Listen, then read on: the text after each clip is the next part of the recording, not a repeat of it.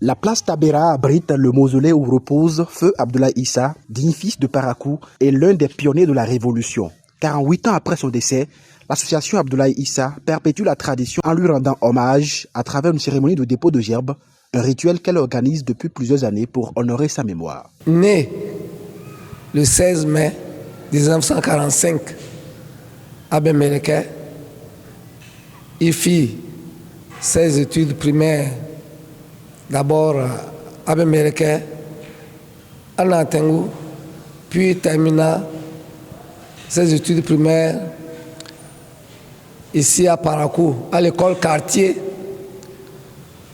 qui porte aujourd'hui son nom, complexe scolaire Abdoulaye Issa.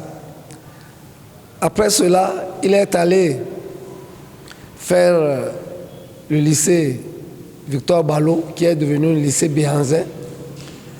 Il obtint son BPC. Après, il passa le concours des TP et il alla se former à Bamako. C'est là où il a appris réellement qu'il fallait les études aussi parascolaires. C'est là où il est entré en contact avec les révolutionnaires du Mali d'alors. Il devient ingénieur adjoint.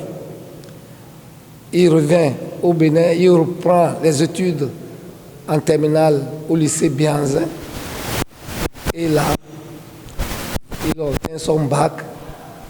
Il alla faire des études à Dakar, puis à Nancy, où il fait les études de géologie. Donc, il sortit aussi ingénieur géologue. Puis, cela, c'est son parcours. Symbole de résistance durant la période révolutionnaire au Bénin, Abdoulaye Issa a œuvré pour la pacification du pays et l'implantation de l'idéologie marxiste-léniniste.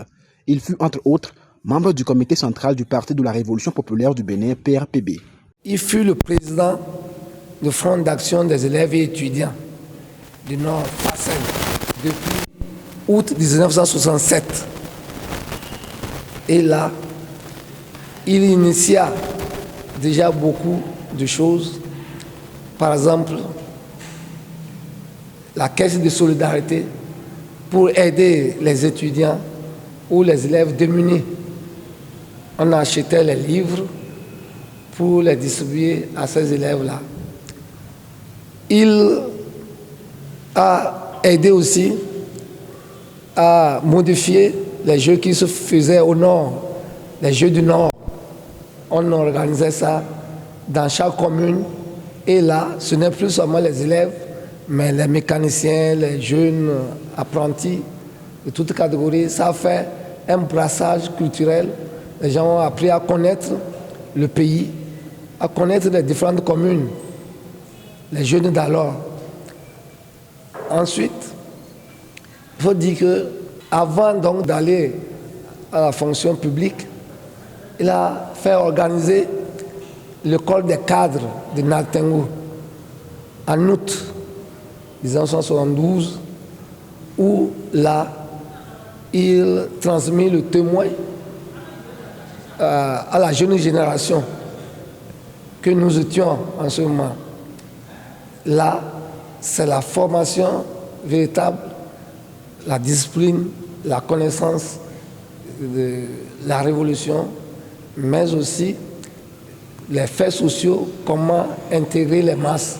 Les participants à cette cérémonie saluent l'engagement de l'association Abdoulaye Issa qui s'efforce de préserver l'héritage de cet homme et d'en faire un modèle pour la jeunesse béninoise. Cet engagement des aînés, cet engagement de nos parents, un message très fort qu'ils lancent à la jeunesse. On les voit œuvrer,